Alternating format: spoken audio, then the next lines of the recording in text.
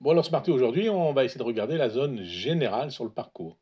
En fait, sur un trou complet, c'est tout le trou et tous les parcours autour, donc tous les autres trous, sauf les zones spécifiques. Tout ce qui n'est pas général est spécifique? C'est ça, t'as la palissade du Zoom, mon pacalou? Ben oui, Smarty.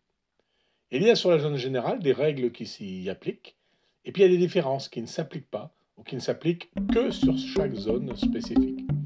Alors voyons cela maintenant.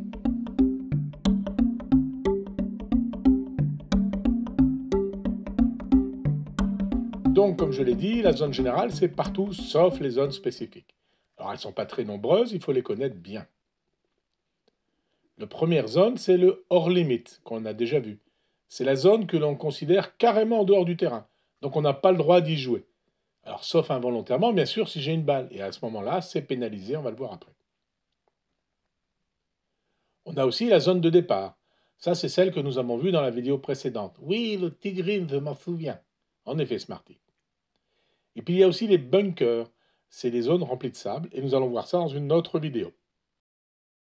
Et il y a ce qu'on appelle maintenant les zones à pénalité, c'est récent depuis quelques années. Alors généralement c'est des points d'eau. On en reparlera également dans une autre vidéo. Et puis la dernière zone spécifique, c'est le green, c'est la zone d'arrivée avec son trou dans lequel il faut mettre la balle. Ce green a des règles très spécifiques et on en reparlera dans une autre vidéo. Ça en fait des prochaines vidéos, dites donc. Bah c'est pas faux, ce parti, c'est pas faux. Et donc la zone générale, c'est tout le reste. Le beau gazon du fairway, les hautes herbes, souvent sur le côté, on appelle ça le roof en anglais, les buissons, les arbres, une éventuelle route pour les voiturettes, etc., etc. Et un cours d'eau aussi, là.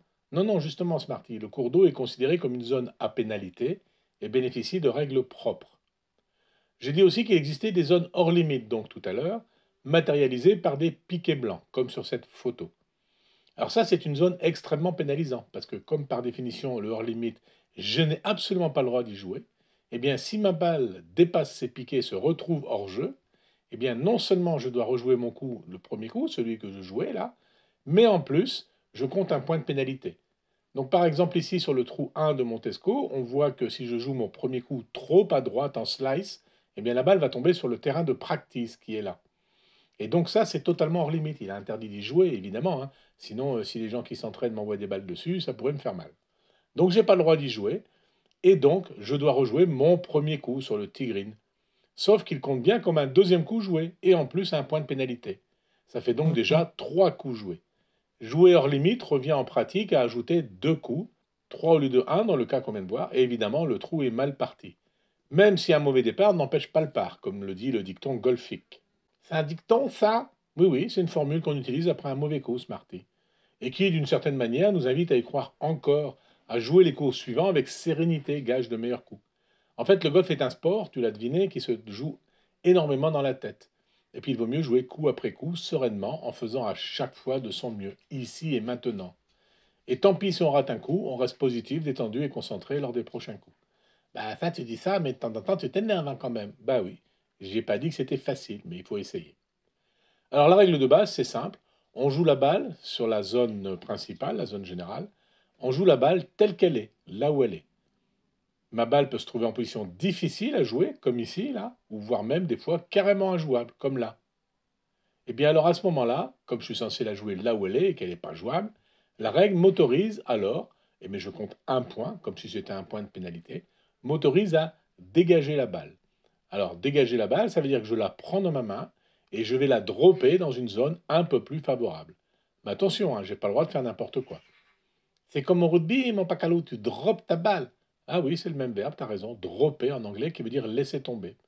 Alors en rugby, un drop, hein, c'est on laisse la balle tomber par terre et dès qu'elle a touché le sol, eh bien on peut la taper du pied en direction des poteaux pour essayer de marquer 3 points. Alors bien sûr, ici au golf, on ne va pas faire ça. On drop la balle par terre pour pouvoir la jouer ensuite. Alors la méthode est très simple, on lève la balle à la hauteur d'un genou et on la laisse tomber. Ben, c'est trop facile. Bah oui. Enfin en général, c'est quand même synonyme d'un coup perdu, hein. Donc on évite, sauf dans les cas gratuits, sans pénalité, dans des cas très précis, qu'on verra dans une autre vidéo, je sais, j'ai compris. Eh bien oui, c'est parti, encore une. Alors les règles sont simples, mais il me semble important d'être précis et d'en comprendre la philosophie. Ça permet de bien les appliquer. Et rappelle-toi que pour les joueurs du dimanche, nous, on n'a pas d'arbitre à notre disposition. Donc il faut qu'on arrive à bien comprendre les basiques et pourquoi les règles existent. Revenons donc au dégagement de la zone générale. À tout moment, et c'est le joueur qui décide, on peut effectuer un dégagement moyennant 1 point de pénalité. Ce qui revient à dire que c'est comme si j'essayais de me dégager en jouant vraiment. Mais des fois, la position est tellement difficile qu'il est beaucoup plus facile de dropper. Alors il y a 3 options en fait. La première option, c'est je rejoue de là où j'ai joué mon coup d'avant. Celui qui m'a amené dans cette position difficile. Et il faut se souvenir à chaque fois de là où tu as joué. Mais c'est pas évident ça, mon pacalo. Ben t'as raison. Alors on estime là où on a joué, à peu près. Et puis forcément, on prend une marge de manœuvre.